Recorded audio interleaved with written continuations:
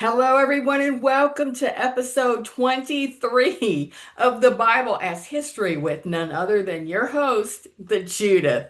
I am so excited to get to the topics that I have for you.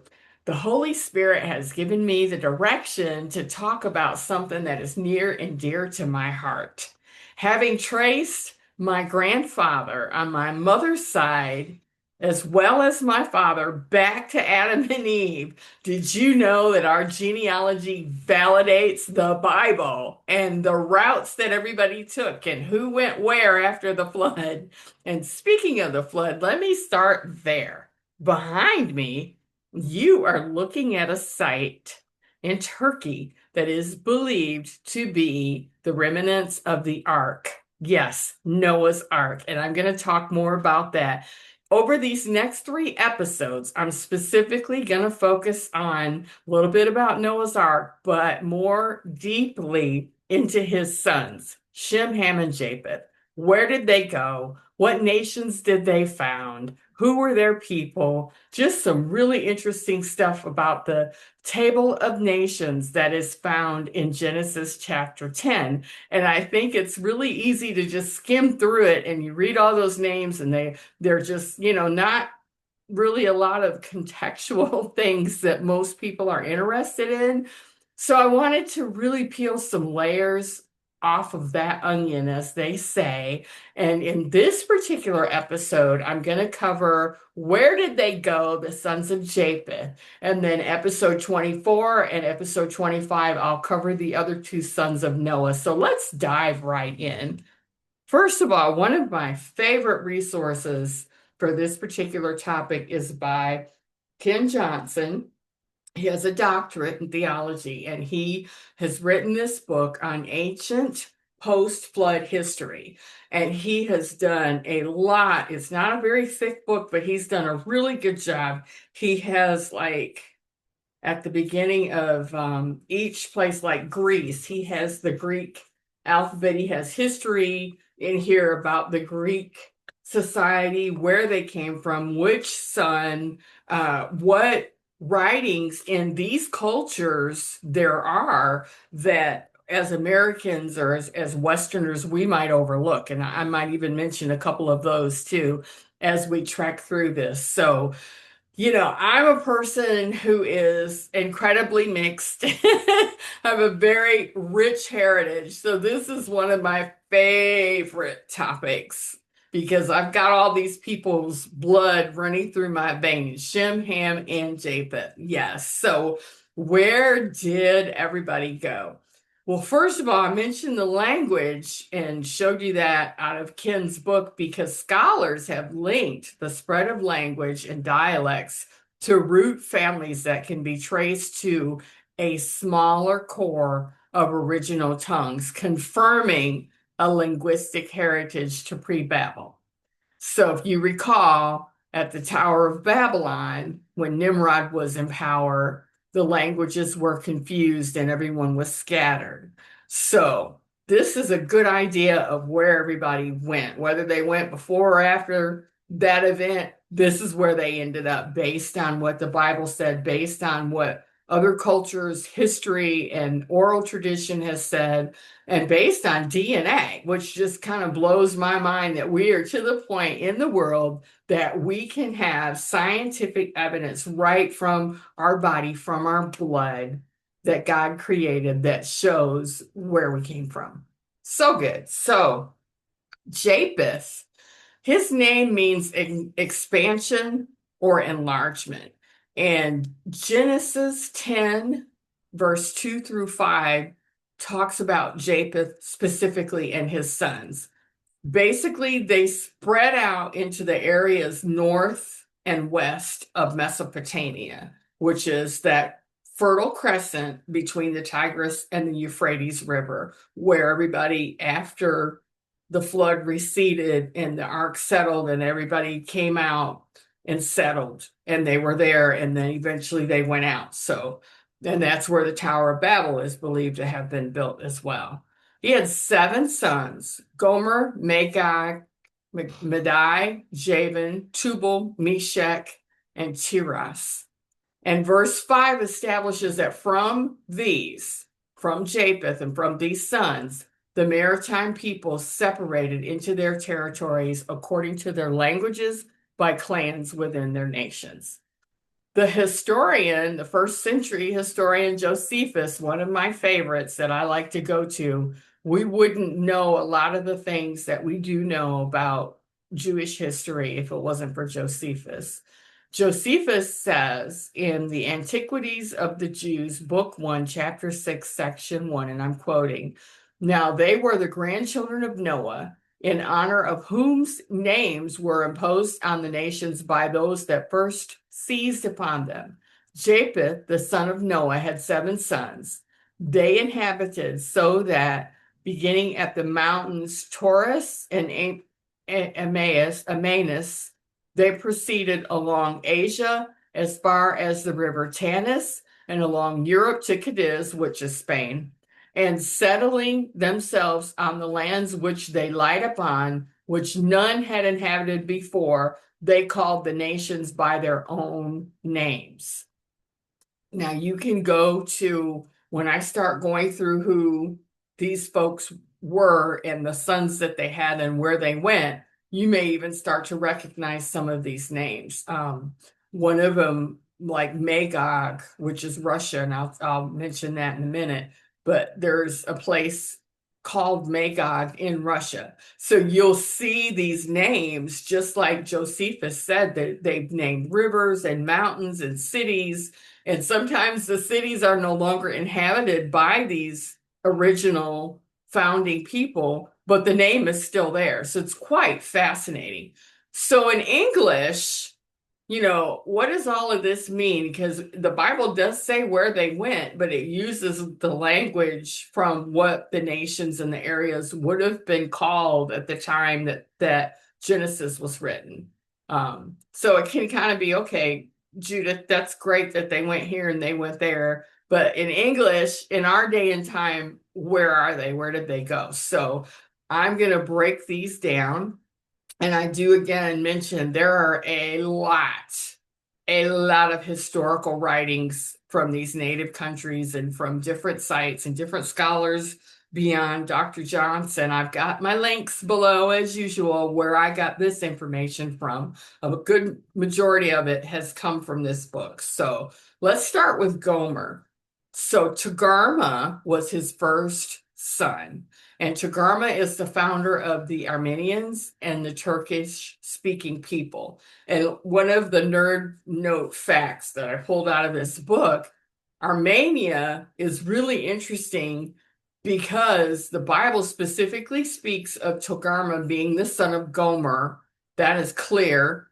And in the history of Armenia, their own literature, the son, Togarmah had 8 sons. And his firstborn, Hayek, I am not sure I'm saying that right, it's spelled Hayk, is known to be the founder of the Armenians. And there is a statue of Hayek in Armenia. So that's the kind of stuff you'll read in this book. It's fascinating because he's really done a good job of his research. So back to Togarmah. So Armenia, the Turkish-speaking people, and he's the father of most of the Asians.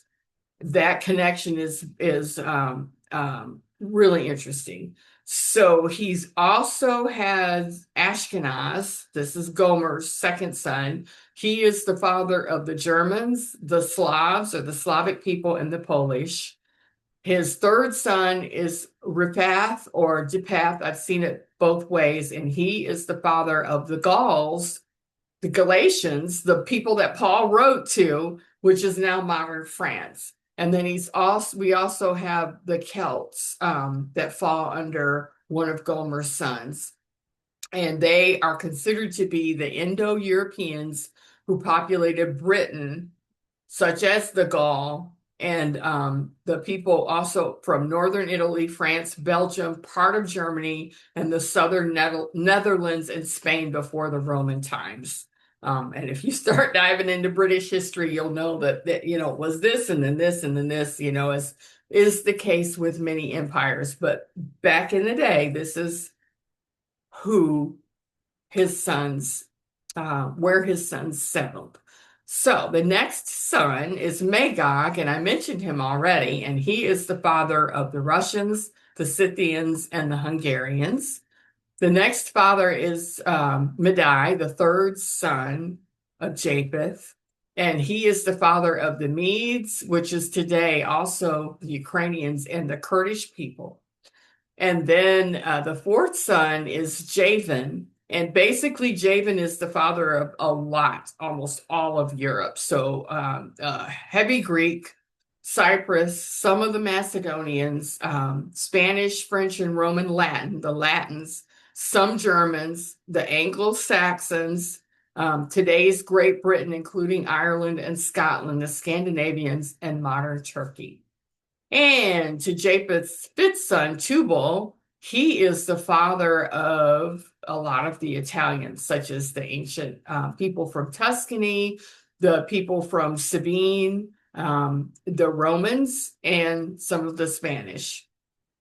Mikesh founded Moscow and Mongolia, and he's the sixth son. And the seventh son, Tiras, is the founder of the Norse people, and also a lot of his people settled around the Black Sea and the Mediterranean seas, and they lived there before the Greeks took those lands. Tiras is worshipped as Thor. I found that very interesting. So a lot of these people, Dr. Johnson points out, and I've seen other people point it out, that a lot of the mythology that is out there comes from people who really lived, because right after the flood, they lived a lot longer. And so as they saw that, they thought they were immortal because, people would die, and yet, Shem's still alive, and Arphaxad's still alive, and we'll get to them in another video. But because of that, they were worshipped as deities and as gods, and this is a case in point with Thor. So also some Chinese people, and I couldn't figure out which specific son I would postulate or guess that it's probably Gomer's son, Togarma, because he's the father of most Asians. So the Chinese people come from Gomer.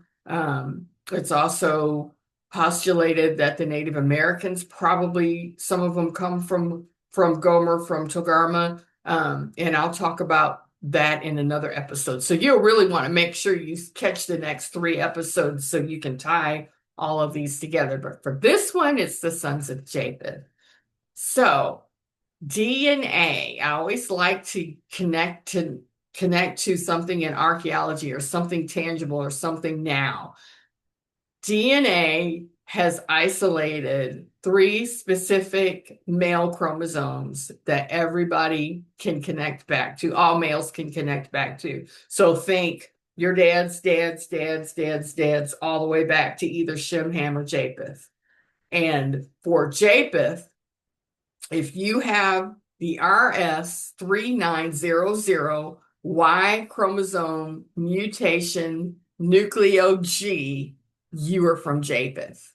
Scientists have taken the time to use computers as they've sequenced DNA, and they found that there are 3 DNA mutations that are in all of the population. It's fascinating. So you're in one of these 3 if you're a man. If you're a woman, you don't have a Y chromosome. Women have 2 X chromosomes, and male have an X and a Y chromosome, which is on the Y side is the male chromosome, and the X side, obviously, the female chromosome.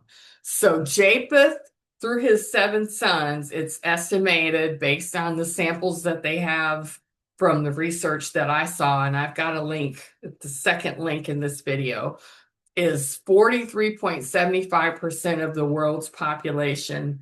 The men will go, their lineage will go straight back to Japheth, their dads. Isn't that amazing? Isn't that just amazing? So then the next, chunk up would be Noah. So anyway, I love it. I just love it. So my takeaway from this, I'm going to read this directly from Bible Hub. I liked how they worded this, and I like the point that they made. The descendants of Noah's sons play a critical role in the biblical narrative, shaping the history and destiny of nations and peoples. Their accounts provide a foundation for understanding the development of human civilization and the fulfillment of God's promises through the ages. And it is so true. So I hope you learned something. And so, if you're Caucasian and you're from Europe, you go all the way back to Japeth. So that's kind of pretty evident after you've heard this information. So that's all I have for you in this episode. So join me in the next one where I will be talking about Ham. So y'all have a wonderful week. Remember, I love you, Jesus loves you. And as we spend this time in history, figure out where you fit in. Yeah, because we're all connected. All right. So y'all have a wonderful rest of your week, and I will see you in the next episode.